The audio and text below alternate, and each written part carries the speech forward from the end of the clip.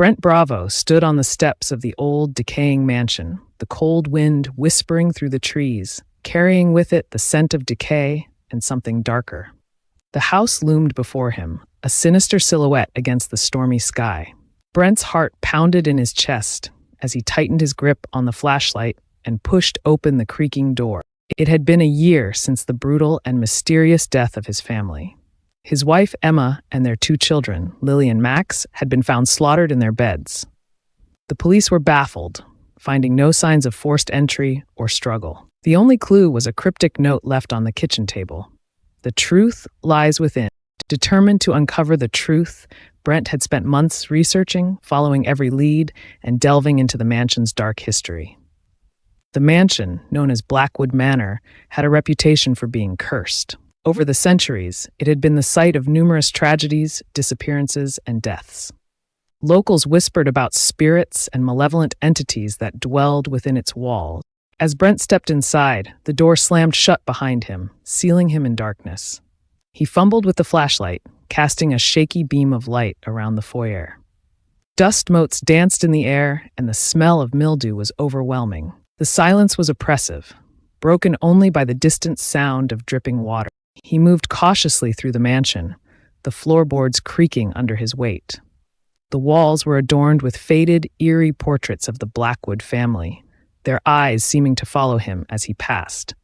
Brent's mind raced with the tales he'd heard, how the Blackwood family had dabbled in dark rituals, summoning forces beyond their control. Brent's investigation had led him to believe that the mansion held the key to his family's murder. He had found references to a hidden room in the old journals of Nathaniel Blackwood, the mansion's original owner. According to the journals, this room was where the darkest rituals had been performed and where the family's secrets were kept. Determined to find the hidden room, Brent scoured the mansion, searching for any sign of a concealed entrance. Hours passed and frustration mounted. Just as he was about to give up, he noticed a faint outline of a door behind an old, rotting tapestry in the study.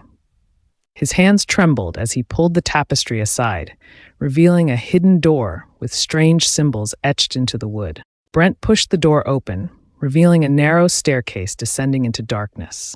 The air grew colder as he descended, and the feeling of dread intensified. At the bottom of the stairs, he found himself in a small stone chamber. In the center of the room stood an ancient, blood-stained altar, surrounded by candles that flickered to life as he entered.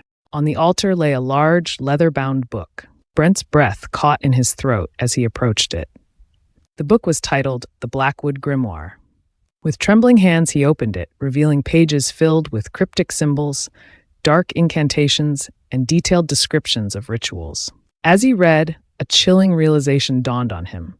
The Blackwoods had made a pact with a malevolent entity, sacrificing their souls in exchange for power and immortality. Suddenly, the temperature in the room plummeted, and the candle's flames turned blue. Brent felt a presence behind him, and when he turned, he saw the translucent figure of a woman, Nathaniel Blackwood's wife, Eliza. Her eyes were hollow, and her expression was one of sorrow and pain. "Why have you come?" Her voice echoed, cold and hollow. "I need to know the truth about my family's death," Brent replied, his voice shaking. Eliza's ghostly form flickered, and she gestured to the book.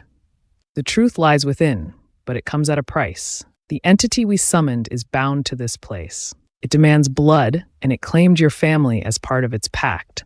To uncover the truth, you must confront it."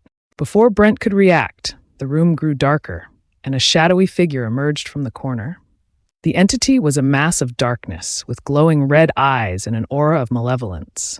It whispered in a voice that seemed to come from everywhere and nowhere, "You seek the truth, but are you willing to pay the price?" Brent's mind raced. He had come this far and couldn't turn back now. "What do you want from me?" he demanded. The entity's eyes glowed brighter. "A soul for a soul. You must offer yourself to save the souls of your family." Desperation clawed at Brent's heart.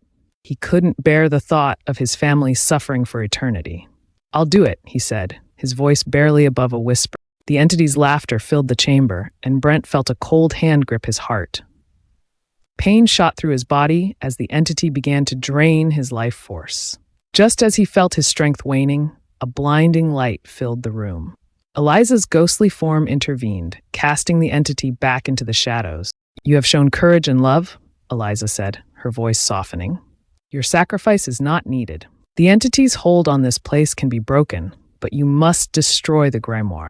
With the last of his strength, Brent grabbed the grimoire and threw it onto the altar. The candle's flames roared to life, consuming the book in a blinding inferno. The entity screamed in rage as the fire engulfed it and the room shook violently. The walls cracked and the altar crumbled to dust. Brent collapsed to the floor, gasping for breath. The cold presence lifted and the room grew still. Eliza's form began to fade, but not before she whispered, "Thank you." When Brent finally emerged from the mansion, the storm had passed and the first light of dawn was breaking over the horizon. The mansion stood silent and empty behind him, its dark power finally vanquished.